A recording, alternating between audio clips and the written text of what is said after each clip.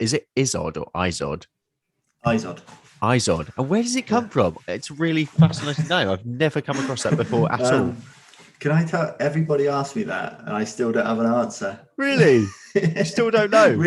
Really, what I should do is make the effort to go and find the answer.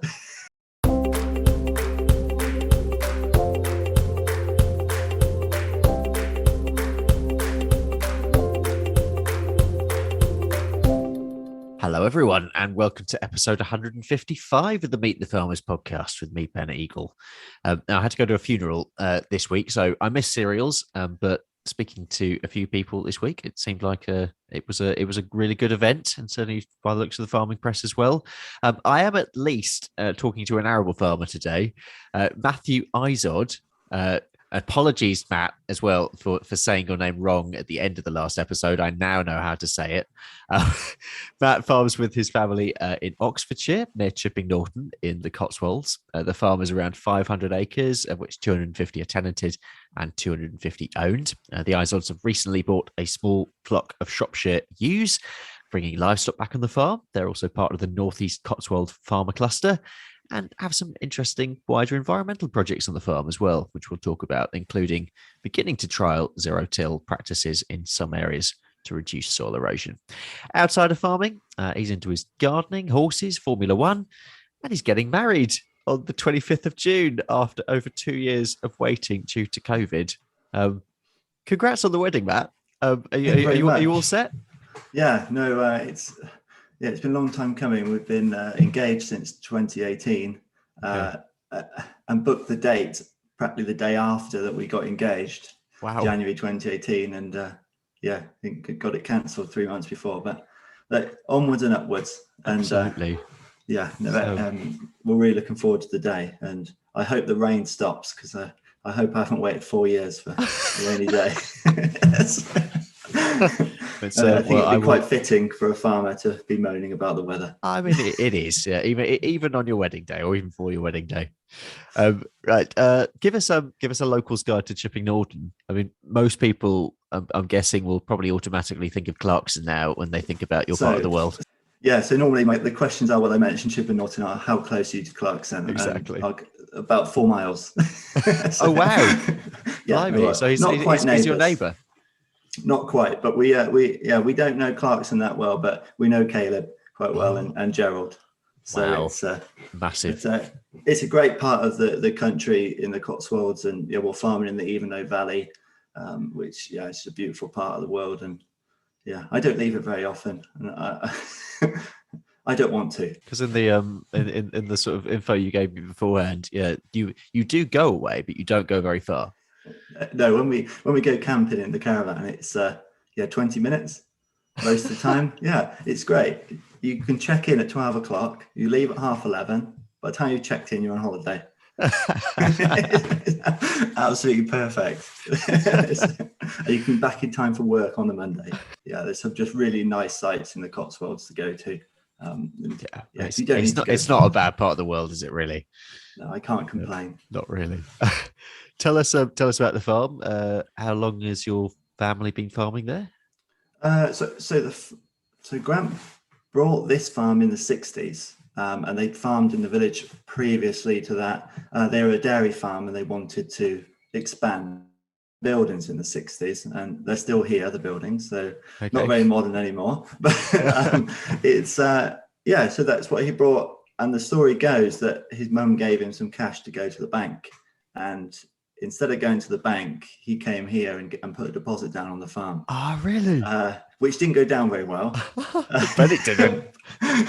No, but thankfully, so that's how sort of we started here. And Dad, so Grandpa and his brother farmed this farm with a dairy herd, and then Dad and his brother took over sort of in the 80s and 90s. And then going forward, we gave up dairy in 2005. So I was only 11 when we gave that up, and all the parlour got converted into holiday lets.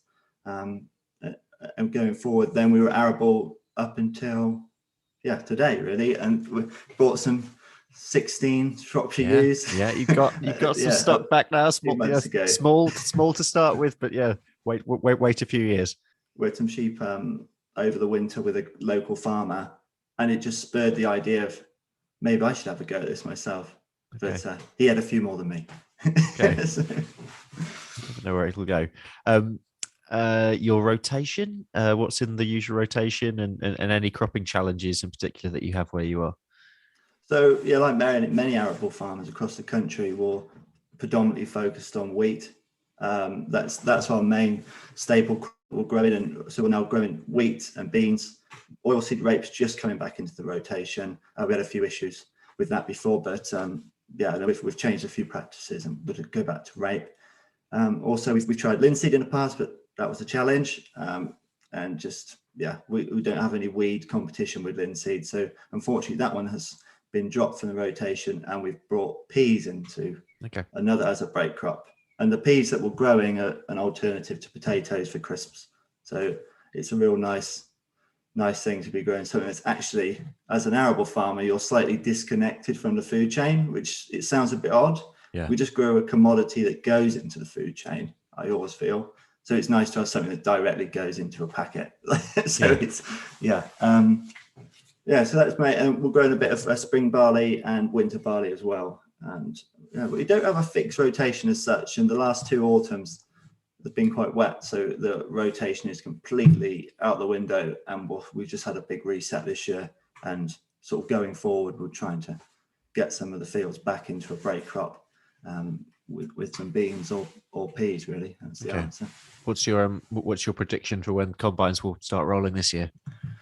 Well, the barley's starting on. It's on the turn now, and it's quite a hot day. So I think mid-July. Really, we haven't grown winter barley before, so we've got no idea. But normally we've got some friends over in Burford, and they're always a week ahead, and they tend to go the second week of July. So any time from then, nicely timed for when Dad's booked a holiday before harvest. He comes back the second week of July. So perfect. Let's hope it's just in time. Fingers crossed. Yeah. Out of interest, what have you got following on from your barley, from your winter barley? So that's how we're going to do the challenges with the rape now, because we just can't we want that early establishment, get the crop a bit stronger to be controlled from pests. So that's the idea with the barley, really, to go really early. And we saw that with some cover crop drilling we had last year. The earlier you go in August, the better. So we're planning on straight away, once the barley's off, getting on with sowing the oilseed rape. Yeah. Now, for non-farming listeners out there, there's always a bit of a running joke in farming. Well, certainly coming from dairy farmers, say that the arable farmers spend most of the winter doing nothing. Can you just run us through a year for an arable farmer? They sound about right. Not helping the stereotype. So once October comes, we pack our bags and we're off. That's it. Once the harvest starts rolling in July or early August, then that takes us usually through to the middle of September, and then my birthday comes, which is fantastic, right in the end of the harvest. So that's a bit of a need to have a good that, and then we start straight away. The crops have come off straight into store. Then we have the seed merchants in to dress the seed, all ready to go again a few weeks later. From October, we start drilling wheat. Barley. At that point, the rape should have already been in, and then we're thinking about beans next. That usually takes up through to November, and then we do normally have a chance then. That's our time. Sorry, arable. Livestock farmers. We do go on holiday then in November. It sort of quietens down in November, and usually fix the stuff that we've broken.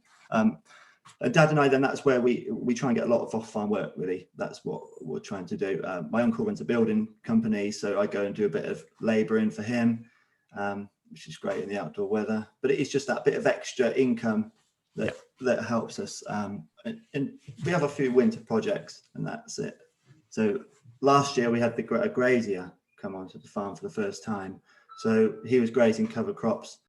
So I did a lot of preparation for that, sort of trying to find one, learning from what I could do to make his transition onto the farm a bit easier. And then it was trying to help with the sheep this time, which I think as an arable farm, I'm not allowed near fencing unless it's my own. It's the first field that I helped with, it was in a knot and he had to cut the wire. So that half an hour I saved him helping, we then lost straight away by by destroying all the fencing. So I'm not going to help again because I've been banned. I'm going to only touch my own fencing equipment now. So, I mean, talking about fences, because I mean, you do have some experience with it in that you used to work a lot with horses. Tell us about that, and do you miss that work? Yeah, so before I joined the farm, so I joined the farm 6 years ago, I did Saturday work while at school on a local event yard. So horses that do dressage, horse dancing, show jumping, and cross country. So then after I left school at 16 and started full time for the horses. And yeah, it was a really good, enjoyable thing. I was quite shy when I was a teenager. And on our yard with the horses, we were meeting clients all the time. Yeah. We had people that kept their horses with us, and you'd have to go riding with them and sort of really get to know them. Because part of the experience was that you were taking them out and showing them the local area on their beloved horse. And yeah, I do. That's the one side I think I miss. Okay. I find actually farming is less of a tie than horses. Yep. It's actually, I do more social. I did more unsociable hours during the horses than I do now. But yeah, I miss the people interaction. I think that's what's happened. And I did struggle, especially over COVID, to then get back into talking to people again. Okay. When if I was working with the horses, it wouldn't have changed because you've got a lot more people buzzing about.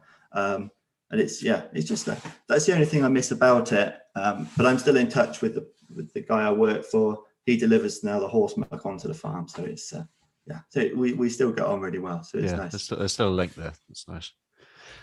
Let's talk about some of your environmental work on the farm. So you've been in a mid-tier countryside stewardship scheme since 2020. Tell us about what that involves and how it's helping the farm and the environment as well. So the reason we went into stewardship in 2020 is we started a project with Thames Water, and we were approached in 2018 to look at no-till and cover cropping. And we weren't in a stewardship at that point, and we thought, well, the Thames Water came with a 5-year scheme to look at cover cropping next to some land on the river. And as we took that forward on only 4 hectares, this is working, the yields were staying the same, the soil was improving. How can we roll this out across the rest of the farm and be able to make it add up? That was the thing. Well, we struggled to look at the numbers, and Thames were paying us a fair chunk of money to make it viable and take the risk out of it. So we looked at the stewardship, and it was our way of allowing us to expand our cover cropping across the farm. So we've gone from 4 hectares now, just over 60 hectares over a year. Oh, wow. And that's all through stewardship. So that's a really good one. That's allowed us to then integrate the livestock for the first time this time. And also then, just to do the stewardship, you have to look at other ways and wildflower margins. We've reintroduced the grass buffer margins against our watercourses that we didn't have before. So it's really just started to open my eyes to the farmers. It's a bit embarrassing as a wildlife place as well, and not just the fields. Thinking each field is not just its own sort of parcel. How can I connect the whole farm together? And that's especially where the Northeast farmer cluster's coming in and really helping us figure that out. Because I think as a farmer, we sit there with a spreadsheet and we've got 29 fields. So we have 29 different things we're going to do. We don't think about those 29 as a whole, as a one farm. I think, right, I can get from one field to the other with a combine, and that's how I think, and that's how we block the land up. So I think that's sometimes where you just need that little bit of help, just to have a second opinion of, how can we join that habitat with another one, and how can we get there? And that's where I've really found stewardship helpful. We had Natural England come out and speak to us about it, and it was great to have that advice of something that I don't pay any attention to, and it's really good. And we've, through the cluster now as well, we had our first year of birdseed mixes, and we had monitoring done by some students on the farm. So we've never had that habitat on the farm straight away. So put it in there. And the first time they did the monitoring, it was a bit disappointing. And I was like, oh, okay. So, right. So then you're like, okay, what can we do? So then we started supplementary feeding. And as a cluster, we made 26 tons of feed and sent it out to about 40 different farms across the cluster. And we all hand fed every day with a mix that we'd all made from grains across the cluster as well. Fantastic. And brought, yeah. And by the end, when they came back in March, we've got pictures of 200 linnets. And we couldn't count them. So I'm still waiting for all the photos with the amount of birds that were there. And I'm not very good at birds. That's why I'm not very good at the species, but that's what we've had someone come on. I stood with him, and the amount of wildlife that's there now, because of supplementary feeding, but we gave a habitat as well. And it's just until you see the results, you cannot be inspired. I don't know. I think it's like, now what can I do? So I've put a bird mix there, and I've got one the opposite end of the farm. But how do I get them to go in between and have something to eat? And yeah, it starts to make you think, and that's all we need to do is just inspire each other to do it. Is Clarkson in your cluster? Obviously not yet. He's we approached him a little while ago, but funnily enough, he's really busy. It's funny that, isn't it? It's a surprise. 2 years ago, we started in 2020. It started in 2020, and there were 20 of us in the group. Not many. Today, when I last checked, we had 102 members. Oh, that's amazing. Wow. Yeah. But we had we started in the proper COVID year, and so we didn't have a first meeting until last May, and that was our first on-farm meeting, and we had it at our farm. Okay. And hosted. I never hosted one, so we were a bit apprehensive of what happened. Yeah. And it's the way we had a lot of sign-ups, but trying to get a farmer to come on farm is really difficult. Okay. So we had 8 farmers turn up of the 20. Right. So you're going, right, okay. And the majority of them are, so I'm a director of the cluster, and then I've got 2 other fellow directors. So that was 3 of us, which are that were there. So it's 5 other people. Well, it's better than nothing. But then, so 3 months later, we had a big meeting at Farm Ed, which, if you've heard of them, we farm opposite Farm Ed's drive. With Jonty. So, okay. Yes, that's it. Yeah. So Jonty's on our steering group as well. Right. An event that summer, and we got 60 farmers out. So it doesn't take long. You've just got to engage people, and you can't force it. That's what we've learned. We were trying to knock on doors and almost cold call. It doesn't work. You've got to. A friend will recommend the cluster to another friend, and that farmer will then tell that, and all of a sudden it starts to snowball. And we've just had Matt Elliott, who had on a few episodes ago.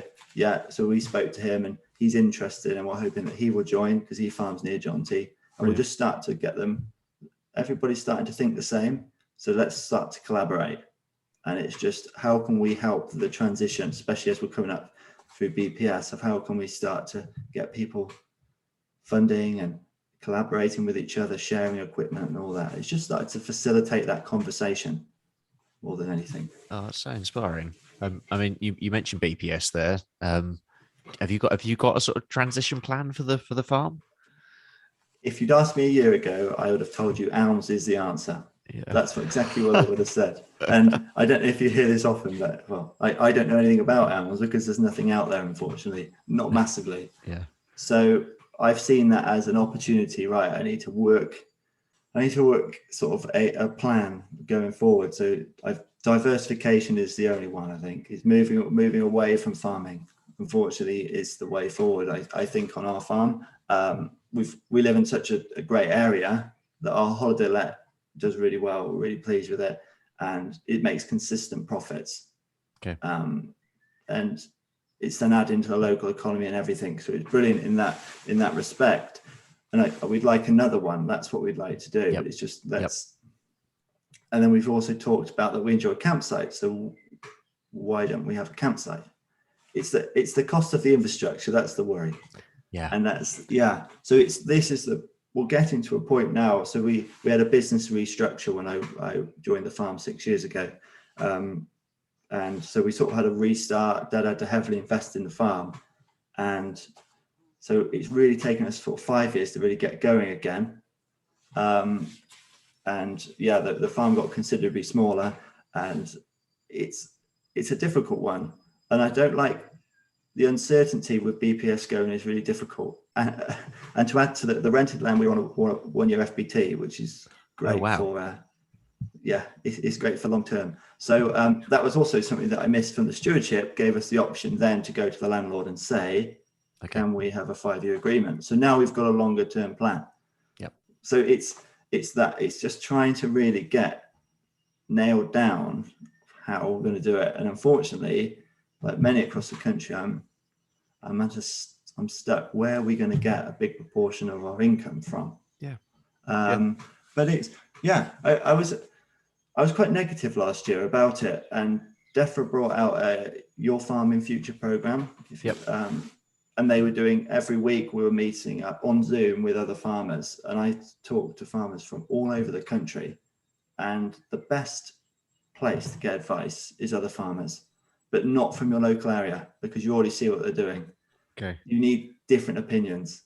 I was talking to people from Wales, people from Scotland that I would never meet, and they were so inspiring. And that was one of the reasons why we brought the sheep, or 16 of them. But it's that just really, and that's why I find my passion with the cluster is talking to other people and other farmers when they're already doing something, is how I feel we will change our business. I think it's a difficult one, that BPS. It's all going to be a struggle. I feel the environment is there, and we need to, instead of using the environmental payments and going from being reliant on BPS and then reliant on an ALM scheme, I think is the wrong way to go. You're going from one reliance to another.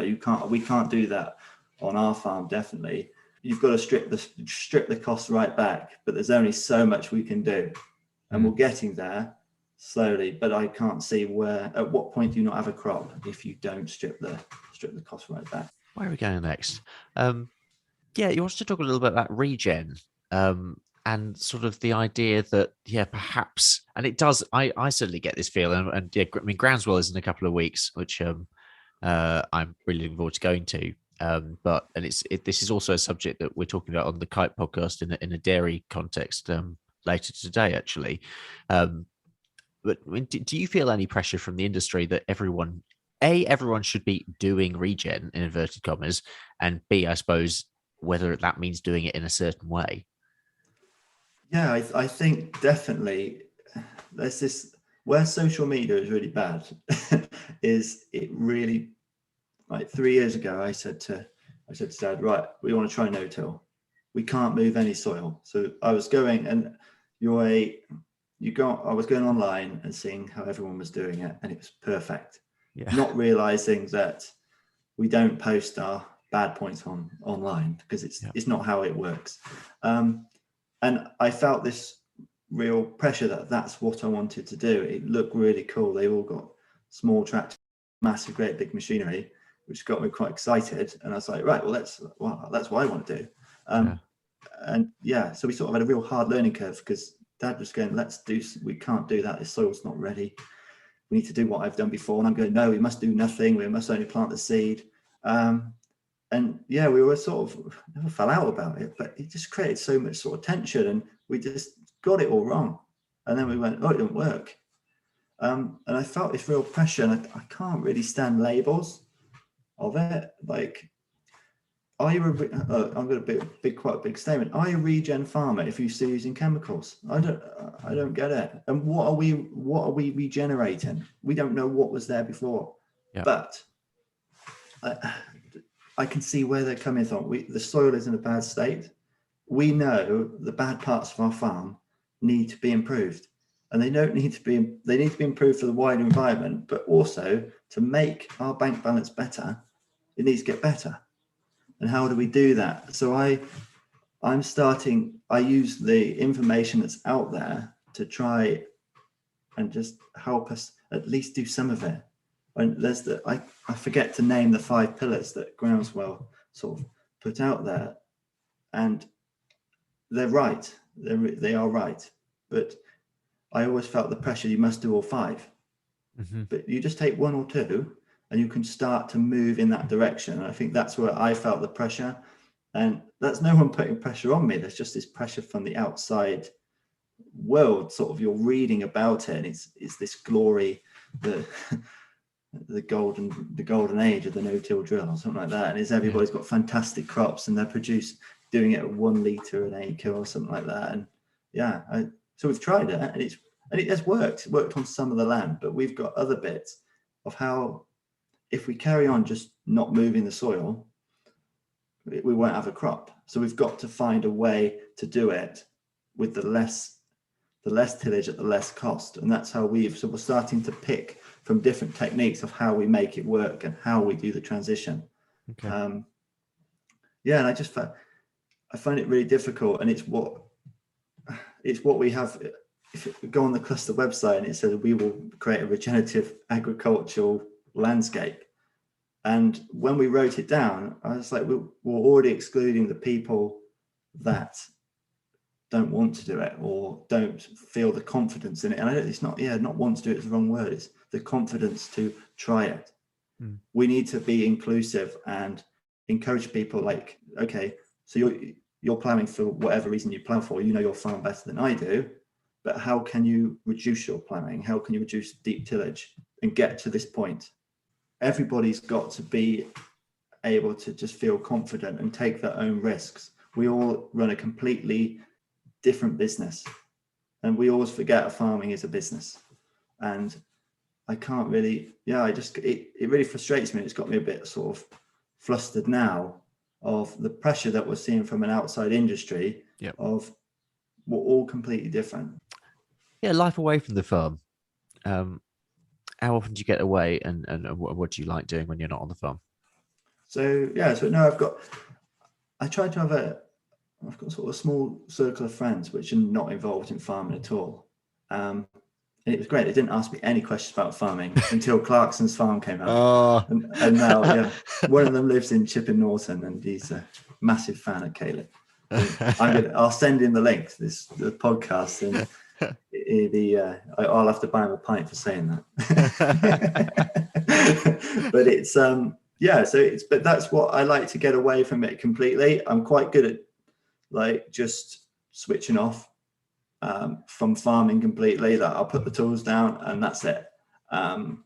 Unless me and Dad are together, all we do is talk about farming. But when I'm with my friends, I try to not talk about it. So we just like going to the pub.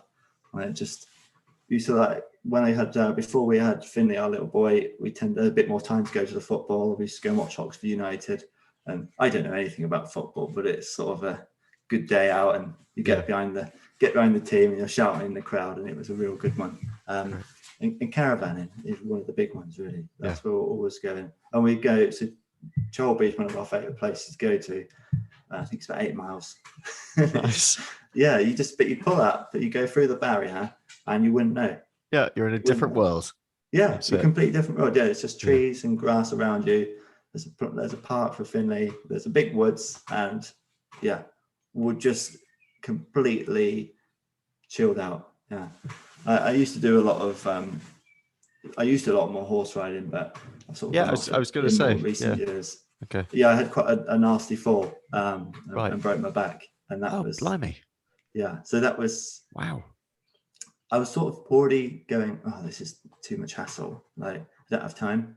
And then that happened, and it really sort of went, oh, okay, now I really don't want to have time for it. It's making time, and I think it was becoming a bit of a chore. And we all know if a hobby becomes a chore, it's one way. So I do sort of dip in and out now. I've got a horse that's really good, and you sort of pull him out of the field, and it's like you rode him yesterday.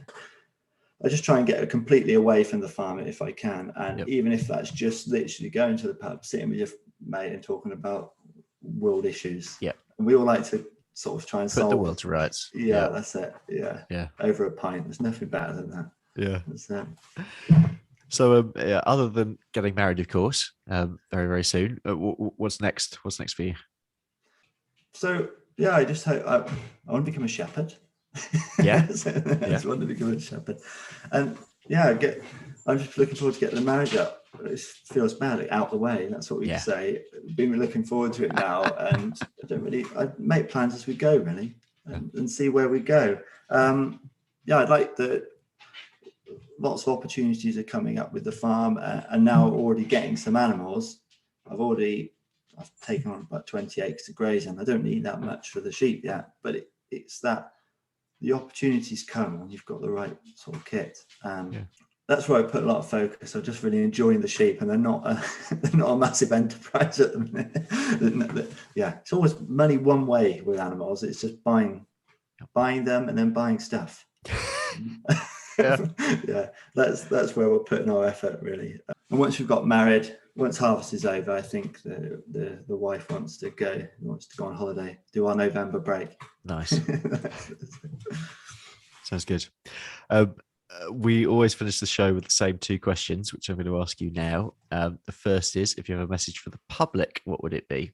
So my message for the public would be that, please, when a farmer wants to engage with you, like Open Farm Sunday and that, please make as much effort as you can to engage with the farmer.